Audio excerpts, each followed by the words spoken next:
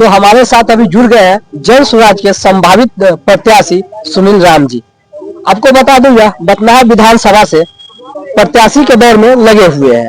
आइए इनसे कुछ खास बातचीत करते हैं और इनका क्या विजन है, क्या नीति है, जानने की कोशिश करते हैं। तो सबसे पहले बहुत बहुत स्वागत है। इसके लिए आपको बहुत बहुत धन्यवाद।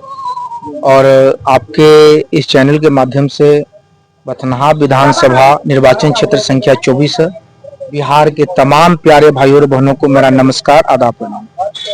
मैं आपसे यह जानने की कोशिश करता हूं कि बथनाहा विधानसभा जो कि पहले के विधानसभा और आज की विधानसभा में क्या अंतर है? विधानसभा तो विधानसभा ही है। मैं काम के मामले में बात कर रहा हूँ। काम के मामले में ये तो आपको जनता बताएगी कि अभी जो आपके नजर में कितना बदला है बथनाहा विधानसभा? देखिए, मेरे नजर में, मैं अपने नजरिए से बात करना चाहूंगा कि बथनाहा विधानसभा में जीरो काम हुआ है। चाहे वो शिक्षा के क्षेत्र में हो, स्कूल वगैरह, या मतलब कि किसी भी कर्मचारी ऑफिस में, किसी भी कर्मचारी ऑफिस हो, अगर वहां पैसा लिए हुए कोई काम नहीं हो रहा है।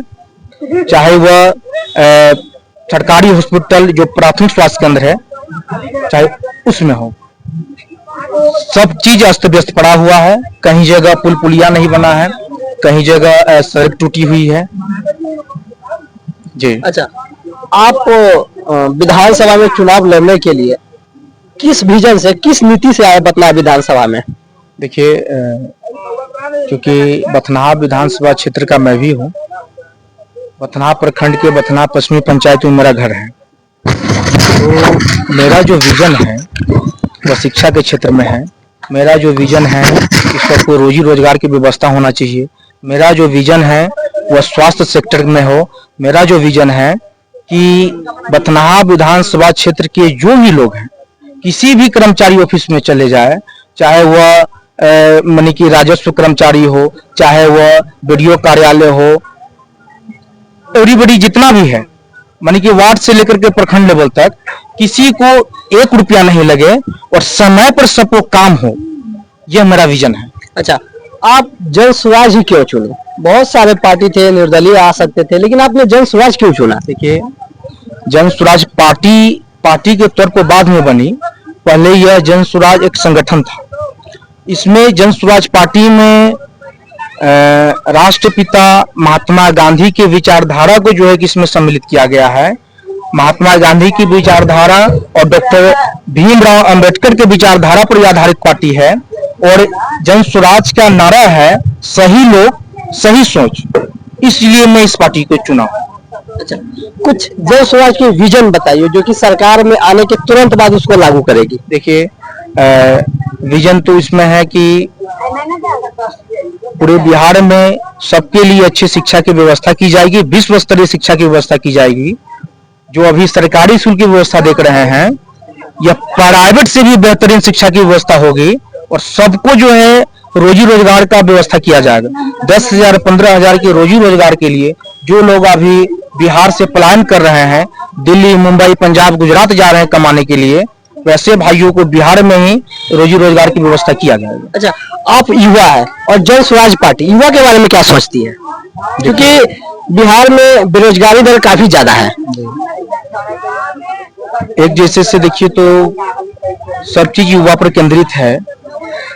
एक यह बात सत्य है कि बिहार में बेरोजगारी दर बहुत है। पूरे भारत में सबसे ज्यादा बेरोजगार है तो वह बिहार में बेरोजगारी है, तो वह बिहार में ही है। मानी कि भूख रेशियो में भी पूरे भारत में सबसे ज्यादा वो बिहार के लोग ही हैं। उसके बाद पलायन की दृष्टि से भी देखिए तो पूरे भारत में सबसे ज्यादा बिहार राज्य से ही लोग पलायन कर रहे हैं। तो इसमें युवा को ही केंद्रित कर करके केंद्र बनाया गया है जन स्वराज पार्टी में, कि जितने भी युवा हैं सबके लिए रोजी रोजगार की व्यवस्था की जाएगी। इसीलिए जन स्वराज पार्टी का पहला ही है कि पलायन को रोका जाएगा। तो पलायन 2 तरीके से होता है। एक तो वो है कि रोजी रोजगार के लिए बिहार से बाहर जा रहे हैं, दूसरा है कि पढ़ाई लिखाई के लिए जो है पढ़ने लिखने के लिए लोग बिहार से बाहर जा रहे हैं। दोनों के पलायन पर जो है कि रोक लगाया जाएगा। अच्छा, अभी आप जन परिवार लाभ कार्ड है उसका कैंप लगाया, तो थोड़ा उस कार्ड के बारे में बताइए क्या है? देखिए, वह हर परिवार 20,000 तक का। क्या है कार्ड का नाम क्या है? उसका नाम है परिवार लाभ कार्ड। अच्छा जी। तो प्रशांत किशोर जी 5 मुद्दा लेकर के जो बिहार में आए हैं, जनता से वादा कर रहे हैं कि जन स्वराज की सरकार। क्या वादा है? वादा बता दो। वही मैं बता रहा हूं कि जन स्वराज की सरकार जब सभी लोग मिलकर बनाते हैं तो पहला है कि 10,000 15,000 की रोजी रोजगार के लिए बिहार से बाहर नहीं जाना पड़ेगा। अच्छा। दूसरा वादा है उसका कि पेंशन जो है वह जो 60 वर्ष की आयु पूरा कर चुके हैं उनको 2,000 रुपया दिया अच्छा, जाएगा। जब आप पेंशन की बात कर रहे हैं तो पहले 400 रुपया पेंशन मिलती थी, लेकिन बिहार सरकार ने उसको 1100 रुपया कर दिया। इस पे आपके क्या कहना है? देखिए, यह 1100 रुपया जो है, 1100 रुपया यह बिहार सरकार नहीं किए हैं, प्रशांत किशोर जी। यह मतलब बिहार बदलाव सभा के क्रम में हर सभा में वो अपने मंच से ऐलान करते गए कि भाई जन स्वराज की सरकार जब बनेगी तो 2,000 रुपया देंगे। इससे नीतीश कुमार जी को लगा कि भाई यहाँ तो सारा ये पोल खोल रहे हैं, तब जाकर के इन्होंने 1100 रुपया देना शुरू किया। क्योंकि 400 रुपये यह भीख के रूप में मिलता था सभी लोगों को। 400 रुपये यह पेंशन नहीं है, यह पेंशन नहीं है, भीख मिलता था 400 रुपये। जहां महंगाई 450 रुपये सिलेंडर से बढ़कर के 1100 रुपया हो गया। ये मसाला का दाम आसमान छू रहा है, सब्जी का दाम बढ़ गया, फिर भी हमारे समाज के बुजुर्गों को 400 रुपया ये नीतीश कुमार जी दे रहे थे। अच्छा, आगे के जो और 3 बाकी था वो उसको बताइए। तो तीसरा में है कि हमारी माता बहनें हैं, वह चाह रही हैं कि घर पे ही रोजी रोजगार करे। हो सकता है वो चाह रही है कि गाय पाले, भैंस पालन करे, बकरी पालन करे, या कोई भी रोजी रोजगार हो करे।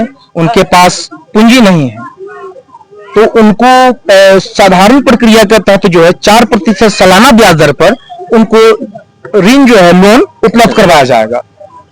और चौथा जो बात है उसमें 15 साल तक के बच्चों को फ्री में, मुफ्त में विश्व स्तरीय शिक्षा की व्यवस्था कराई जाएगी।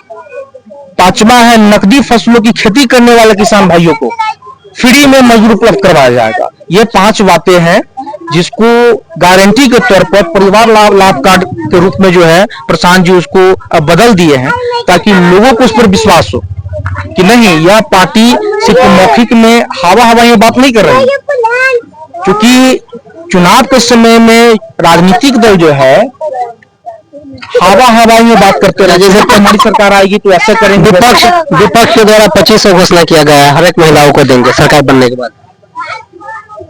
विपक्ष के द्वारा 2500 रुपए की घोषणा की गई है। बिहार की जनता जान रही है, घोषणा तो छोड़िए, वो पूरा होगा ना होगा इसकी कोई गारंटी नहीं है। जन स्वराज की सरकार बनने जा रही, इस बात को आप लिख लीजिए।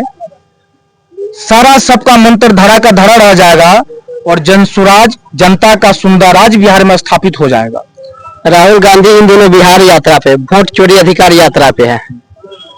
तो देखिए, प्रशांत किशोर जी पूरे बिहार के नेताओं को अपने जैसे रोड पर पैदल घूमने के लिए भी बस कर दिया है। अच्छा, प्रशांत किशोर जी से पहले आप बताइए कि कोई नेता हो या एमएलए के चुनाव लड़ने वाले, माने कि एमएलए हो, प्रत्याशी हो, कभी गांव घुमा नहीं। जब मैं अभी चलता हूं कांख में झोला टांग करके जन स्वराज पार्टी का, तो लोग कहते हैं कि कौन आप ही प्रत्याशी हैं? हम तो नहीं, हम प्रत्याशी नहीं, संभावित प्रत्याशी हैं। आप लोग चाहेंगे तो टिकट पार्टी दे सकती है, क्योंकि यहाँ पार्टी टिकट जो है कि पैसे से नहीं देने वाली, वो आप लोगों से सर्वे करा करके, आप लोगों से मंतव्य जान करके तो मुझे टिकट देगी। तो कहते हैं ये तो गजबे लग रहा है कि इतना बड़ा उम्र हो गया है कि फर्स्ट बार देख रहे हैं कि आप विधायक प्रत्याशी होकर आप गली घूम रहे हैं। हम कहें कि तब न जाकर के जनता का सुंदर राज स्थापित होगा। अच्छा, अभी सत्ता पक्ष जैसे कि नीतीश कुमार जी के बारे में आपको क्या कहना है? देखिए, नीतीश बाबू तो हमेशा से कहते रहे हैं कि लालू जी की सरकार वह जंगल राज था और मेरी जो सरकार है यह सुशासन बाबू की सरकार है। तो अगर सुशासन की सरकार होती तो आए दिन ये जो कोयली है, हाँ, मैं उसी की चर्चा करना। हाँ, जो कोयली है वहाँ एक एक दिन में डबल डबल मर्डर हो रहा है। उसके बाद कल परसों की घटना है, हमारे बथनाहा लक्ष्मी पंचायत के लक्ष्मीपुर गांव है, वहाँ के मनी के एक ऑटो चालक थे, उसको यहाँ से उठा करके बाजपट्टी के आसपास ले जा करके उसको जो है कि मार दिया गया। और आए दिन कहीं न कहीं लूट मार काट मर्डर ये तो आम हो गया है। लोग सशंकित है। डुमरा के सुनने में आया था, हम लोग पृथ्वी पर देखे हैं, न्यूज पे देखे हैं, फेसबुक पर, अच्छा। उस पर वीडियो प्रसारित हो रहा था। डुमरा के मुखिया के भाई को भी गोली अपराधियों ने मार दिया है। तो इससे कैसे आप कहेंगे कि बिहार में यह सुशासन का सरकार है? मुझे तो नहीं लगता है कि यह सुशासन का सरकार है। नीतीश बाबू यदि जब तक ये मुख्यमंत्री है 1-2 महीना के लिए हो, उसके बाद तो इनको जाना ही है।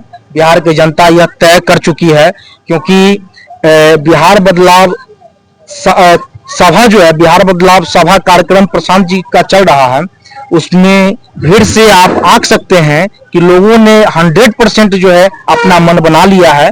इस बार मानी कि सत्ता में ही बिहार का व्यवस्था परिवर्तन करके रहेंगे। लेकिन यदि 1-2 महीना के लिए ही अपने गद्दी पर नीतीश जी बैठे हुए हैं, तो 1-2 महीना ही स्टेट को कम से कम ढंग से चला लें। अच्छा, लास्ट सवाल आपसे करेंगे।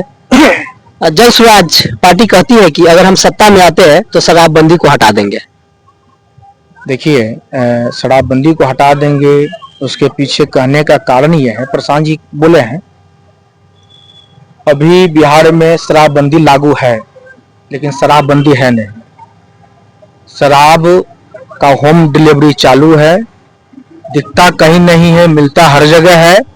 क्योंकि आप हमेशा न्यूज में, पेपर में, पत्रिका में छपता रहता है कि कभी ऑटो भरा हुआ जो है कि दारू है, इतना लीटर पकड़ा गया यहाँ, कभी वहाँ पकड़ाता है, कभी वहाँ पकड़ाता है। इससे साफ जाहिर है कि दारू का बंदी नहीं है। जब दारू बंद ही नहीं है तो झूठ मूठ करके ढिढोरा क्यों पीटना? क्यों न इसको जो है कुछ नियम कानून के अंतर्गत जो है इसको चालू कर दिया जाए, ताकि 20,000 करोड़ का जो घाटा है, नुकसान हो रहा है, वह न हो।